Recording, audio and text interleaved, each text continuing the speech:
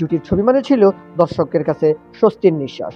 ৪০টির বেশি ছবিতে একসঙ্গে অভিনয় করে রিয়া শাবনূর জুটি হিসেবে জনপ্রিয় হয়ে ওঠেন। ২০১২ সালের পর রিয়া শাবনূর দুজনেই সিনেমায় অনিয়মিত হয়ে পড়েন। ভেঙে যায় দর্শক নন্দিত এই জুটি। সম্প্রতি আবার সিনেমায় ফিরে আসার ঘোষণা দিয়েছেন শাবনূর। আলাদা আলাদা ভিডিওতে জানিয়েছেন তিনি রঙ্গনা এবং মাতাল হাওয়া নামে দুটি ছবিতে অভিনয় করবেন। সিনেমায় আবার ফিরে আসার ঘোষণায় শাবনূরকে বাহবা দিচ্ছেন তার অনুসারীরা।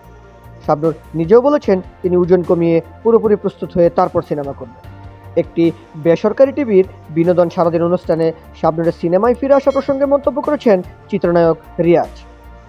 তিনি বলেছেন, সিনেমা যদি করতে হয় সে ভালো কিছু করুক, সবসময় তার জন্য আমার পক্ষ থেকে শুভকামনা আছে।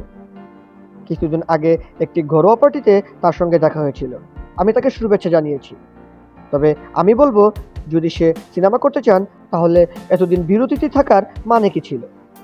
অনেক সময় আমরা নিজেদের মতো করে সিদ্ধান্ত নিয়ে ফেলি। শাবনূর কেন এই সিদ্ধান্ত নিয়েছে তা আমি জানি না।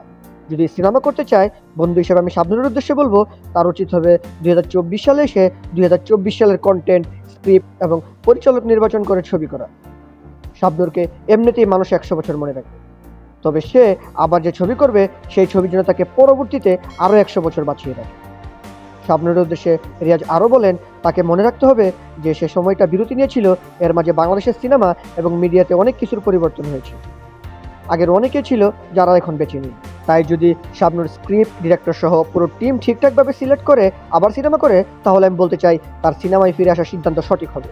রিয়াজ এখনকার পরিচালকদের কথা উল্লেখ করে রিয়াজ আরও বলেন, দিলীপ বিশ্বাস, মতিন রহমান, মোহাম্মদ হান্নান, হুমায়ুন আহমেদ স্যারের সঙ্গে কাজ করে আনন্দ পেতাম।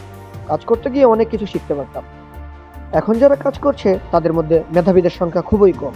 বেশিরভাগই নাটককে সিনেমা বলে চালাতে হচ্ছে, অথবা বিলো স্ট্যান্ডার্ড কন্টেন্ট, যেটা আগে একাধিকবার হয়েছে সেটাকে নিয়ে বিশাল কিছু করেছে এমন জানান দিচ্ছে। এইসব নিয়ে আবার সোশ্যাল মিডিয়ায় বিভিন্ন প্রতিক্রিয়া প্রকাশ করছে। আমার মনে হয় তাদের গভীরতা কম। বাংলা সিনেমার অতীত ইতিহাস তারা সঠিকভাবে জানে না। এইসব নির্মাতার সঙ্গে কাজ করা অনেক কঠিন। তাছাড়া ভালো গল্প, সঠিক প্রেজেন্টেশন পাই না, এই কারণে কাজ করা হয়। সো ভিউয়ার্স, আপনিও কি রিয়াজের এই সিদ্ধান্তকে সঠিক বলে মনে করছেন? রিয়াজের এই উপদেশগুলো শাবনূরের নতুন করে চলচ্চিত্রে ফিরে আসার ক্ষেত্রে কি কি কাজে লাগতে পারে সেটা কমেন্ট করে জানান। ধন্যবাদ।